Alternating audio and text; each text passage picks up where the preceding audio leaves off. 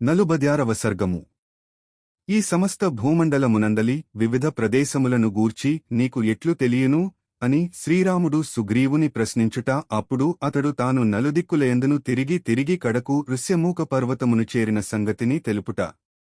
వానర ప్రముఖులు అందరునూ తమ తమ బలములతో వెళ్లిన పిమ్మట శ్రీరాముడు ఈ సమస్త భూమండలమును గూర్చి మీకు ఎట్లు తెలియను అని సుగ్రీవుని ప్రశ్నించెను. పిమ్మట సుగ్రీవుడు శ్రీరామునకు నమస్కరించి ఆ ప్రభువుతో ఇట్లనెను.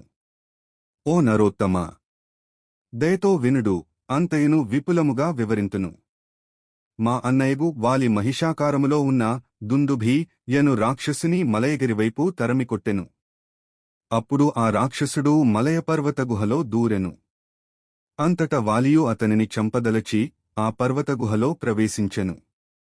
అప్పుడు నేను మా అన్నమీది ప్రేమతో ఆ గుహద్వారము కడనే వేచియుంటిని. ఇట్లు సంవత్సర కాలము గడచినను మా అన్న మాత్రము తిరిగిరాలేదు. అనంతరము వేగముగా ప్రవహించుచువచ్చిన రక్తముతో ఆ బిలము నిండిపోయెను. అందులకు నేను మిక్కిలి ఆశ్చర్యముతో తట్టుకొనలేనంతగా భ్రాతృశోకమున మునిగితిని. అంతట నిజముగా మా అన్నయే ఆ దానవుని చేతిలో మరణించియుండును అని నేను భావించితిని. అప్పుడు బిలమును మూసివేసినచో ఆ మహిషుడు బయటికి రాలేక అందే మరణించుట జరుగును అని తలంచి వెంటనే నేను కొండంత బండను దీసికొనవచ్చి ఆగుహద్వారమునకు అడ్డుపెట్టితిని. పిమ్మట నేను మా అన్న బ్రతుకుపై ఆశ వదులుకుని కిష్కింధకు చేరితిని. వెనువెంటనే విశాలమైన ఈ రాజ్యమును రుమను తారను చేపట్టితిని. నిర్భయముగా మిత్రులతో గూడి నివసింపసాగితిని. ఇంతలో దుందుభిని చంపిన మా అన్న కిష్కింధకు రానేవచ్చెను.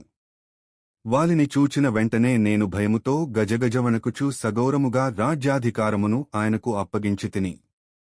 కాని మా అన్న మాత్రము మనస్తాపమునకు లోనై క్రోధముతో ఉడికిపోవుచు నన్ను చంపుటకు సిద్ధపడెను.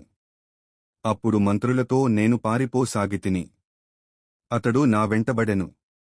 అట్లు వాలి నన్ను నా మిత్రులను తరముచు వెంటాడెను. అప్పుడు నేను మిత్రులతోగూడి పలు నదీతీరములను, వనములను, నగరములను గాంచుచూ పిక్కబలము చూపసాగితిని. ఆ సమయమున నాకు ఈ భూమి అద్దములోనున్న భూమండలము ఎంత విశాలమైనదైననో అద్దమున అది చిన్నదిగానే కనబడును.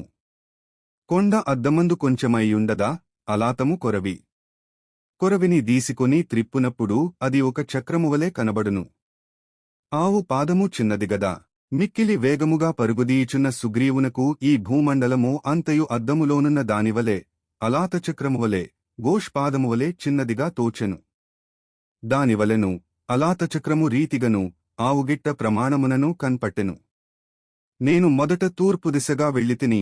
ఆ దిక్కున పలు విధములైన వృక్షములను, కొండలను, రమ్యములైన నదీతీరములను, పెక్కుసరస్సులను కాంచితిని.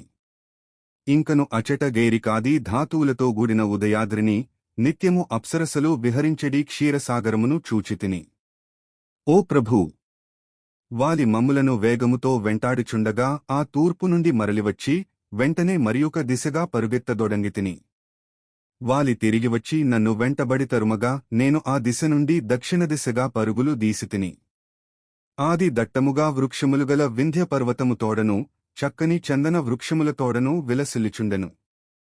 ఆ దక్షిణ దిశేందు ఇంకను దట్టముగా వృక్షములుగల పెక్కు పర్వతములను కాంచితిని.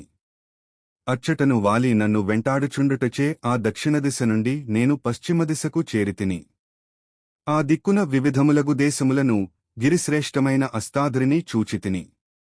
ఆపడమరదిసేందును విడిచిపెట్టక వాలి నన్ను వెంటాడుచుండుటచే అతని ధాటికి తట్టుకొనలేక ఉత్తర దిశకు పరుగెత్తితిని.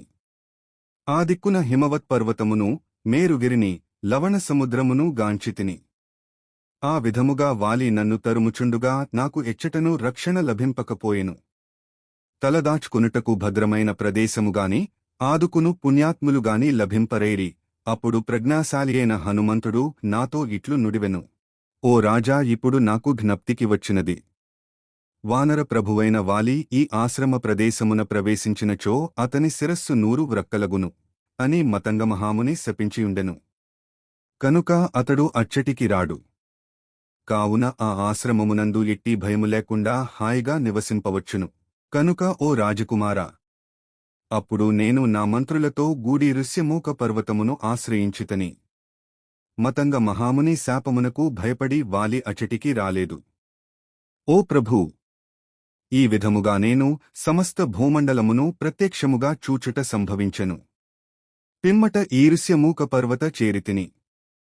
వాల్మీకి మహర్షి విరచితమై ఆదికావ్యమైన శ్రీమద్రామాయణమునందలి కిష్కింధాకాండమునందు ఇది 46వ సర్గము.